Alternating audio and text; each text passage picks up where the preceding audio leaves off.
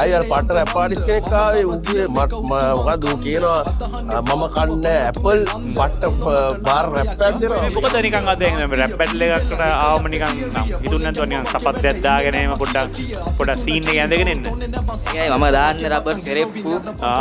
මම දාන්නේ සපත්තු. උනා මට ඉන්නෝ මිනිස්සු එක බාරන වදන. නෑ අයියේ මොකද සපත්තන් ආවේ නැත්තේ? හේතුව ඔව් සෙරෙප්පු දෙක රබර් එහෙම්ෙන් ඉන්නෝ කපල් මම කන්නේ ඇපල් කවුරු මොනවා කිව්වා මම තමයි ඩෝ රැපර්. හරි ඔව් දෙවිඩ බඩ සුසු.